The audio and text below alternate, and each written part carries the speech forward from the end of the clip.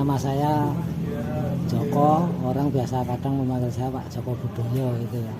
Umur saya sekitar 54 tahun. Ya, saya dari Solo atau dari wilayah Kasunanan. Bapak, Kidung Aji Warongko itu sebenarnya memaparkan tentang apa? Kidung Aji Warongko itu sebenarnya kan kidung tentang filosofi, makna tentang sebuah tosanaji, atau dulu bisa dikatakan sebuah mantra ketika empu akan melakukan satu jamasan. Nah, tembang ini lahir atau muncul itu dari sebuah cerita dalam Serat Centini, yaitu Syekh Amonggrogo ketika beliau bersama para santrinya suatu ketika melakukan perjalanan ini tiba di sebuah daerah di daerah Sukoharjo, tepatnya di daerah Gunung Taruwongso. Di sana Syekh Amonggrogo itu berhenti, kemudian di situ ada sendang namanya Sendang Kopo. Jadi Sendang Kopo itu ada di daerah Taruwongso sana. Lah saat di sana Syekh Amonggrogo mencelupkan pusakanya bersama dengan para santri-santrinya. Lah dari itulah pusaka yang dicelupkan di Sendang Kopo itu kemudian tampak terlihat sangat wingit atau semakin bertambah angker. Berarti kan sendang ini memiliki satu daya tertentu sehingga pusaka yang dimiliki oleh Syekh Amonggrogo itu menjadikan sangat luar biasa sekali, terlihat sangat wingit. Kalau bahasa dalam Serat Centini dikatakan meleng dan wingit kan gitu. Nah ini dari cerita Syekh Amonggrogo ini kemudian lahirlah sebuah mantra yang namanya Kidung Aji Warongko tadi.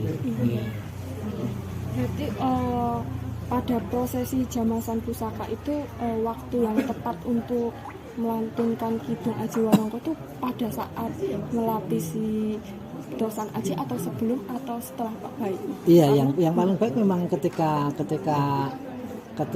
bersamaan ya. Jadi ketika bersamaan itu maksudnya ketika kita ngidung sembari kita jamasan. Biasanya jedanya kan di pertengahan. Jadi kita ngidung dulu baru mendapatkan pertengahan, baru kita kemudian melakukan prosesi jamasan. Namun sebelum jamasan kan ada beberapa mungkin masing-masing memiliki satu tradisi ya. Jadi tradisinya ada yang mungkin semacam memakai sesaji atau dengan doa atau dengan tembang-tembang doa yang lain, yang intinya sebenarnya memang untuk memohon keselamatan ketika akan melakukan sebuah prosesi jamasan. Kan kemarin saya pernah baca kayak di situ juga ada pesan-pesan untuk anak muda, itu kayak tiap syairnya, setiap liriknya itu mengandung pesan-pesan. Begini, sebenarnya kan tembang itu, karena kalau tembang itu kan dulu dilahirkan kan berdasarkan dari filosofi ya. Jadi di semua tembang itu tentunya ada makna dan ada ajaran ya. Itu kalau di dalam dulu bisa dikatakan suluk juga. Suluk itu kan juga berarti tembang yang berisi tentang ajakan kebaikan, tentang pepeling, tentang filosofi lah itu. Nah dalam tembang Aji Warongko itu juga begitu. Jadi untuk menyadarkan atau mengingatkan kita sebagai generasi penerus terhadap kebudayaan para leluhur yang sudah ada, salah satunya kan Tosanaji ini tadi. Karena di dalam Tosanaji itu banyak sekali filosofi makna tentang nilai-nilai keilahian ya. Maksudnya bagaimana? Maksudnya tentang bagaimana sebuah tosan itu bukan dimaknai sebagai sebuah benda yang rumit atau klenik, tetapi itu sebenarnya kan benda ilmiah yang penuh dengan filosofi dan makna ya. Karena di situ ada makna manunggaling kawula Gusti.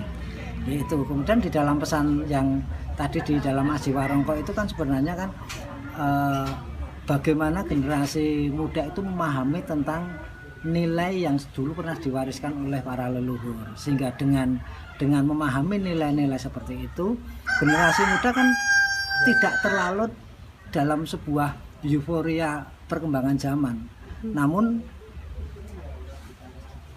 generasi sekarang itu memiliki sebuah intelektual, memiliki emosional, memiliki spiritual lah. Tiga hal ini harus dimiliki oleh generasi sekarang melalui kidung ini tadi. Maksudnya bagaimana? Maksudnya agar generasi muda sekarang tidak terseret oleh arus yang memang sangat merusak. Nggak, di sini ada informasi, ada berita hoax lah. Ini sebenarnya tembang-tembang itu berisi seperti itu, ajakan-ajakan kebaikan untuk generasi penerus. Berarti ada kayak pesan-pesan untuk norma sosial Iya, juga. iya memang begitu.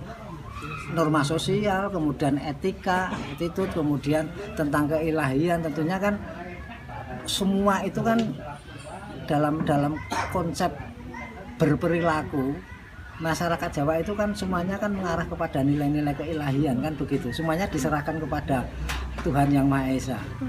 Begitu macamnya. Iya pasti. Jadi makanya ketika orang akan mengidung itu kan harus melihat dulu apa yang akan kita kidungkan saat sekarang. Misalkan saya akan mengajak sebuah kebaikan, saya akan mengidung dandang gulo, dandang gitu yang berarti kan mengajak ke dalam satu kemanisan kan begitu. Kalau tadi ini nadanya pangkur, kalau kembang pangkur berarti saya mengajak semua orang yang ada di situ agar memungkuri atau menghindari satu nafsu yang tidak baik melalui tembang ini tadi. Makanya tembang yang diciptakan pasti selaras dengan situasi, dengan kondisi dan dengan zamannya.